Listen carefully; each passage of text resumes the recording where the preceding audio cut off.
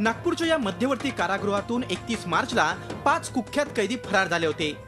संपूर्ण देशाचं लक्ष वेधणारी ही घटना अजूनही नागपूरकरांच्या स्मरणात असतानाच याच तुरुंगात शिक्षा भोगणारा एक कैदी फरार झालाय। खुनाच्या आरोपाखाली अजन्म कारावासाची शिक्षा भोगणारा 40 वर्षांचा मेहबूब खान मूळचा परभणी जिल्ह्यातील रहीमपूरचा रहिवासी होता। 2012 पासून तो नागपूरच्या मध्यवर्ती कारागृहात बंदिस्त होता। तो मर्डरच्या केसमध्ये सजा भोगत होता। आपल्या इथे 2012 पासून नागपूर याच्यामध्ये मध्यवर्ती कारागृहामध्ये तो शिक्षा भोगत असताना त्याची काल प्रकृती खराब झाली म्हणून त्याला मेडिकल कॉलेजला उपचारार्थ नेलं होतं। तर तिथून तो उपचार दरम्यान पळून गेलेला आहे। प्रकृती खालावल्यानं 2 दिवसापूर्वी त्याला नागपूरच्या या शासकीय वैद्यकीय महाविद्यालय आणि रुग्णालयात भरती करण्यात आलं होतं।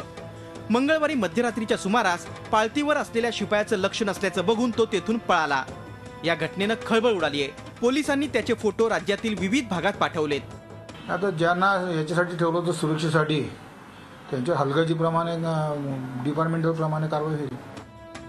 नुकत्याच घडलेल्या काही घटनांमुळे नागपूरमधील कायदा व सुव्यवस्थेच्या प्रश्नावर आधीच नाराजी आहे।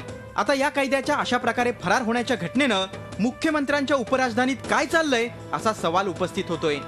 अखिलेश हळवे, झी मीडिया, नागपूर। झी 24 तास रहा एक पाऊल पुढे।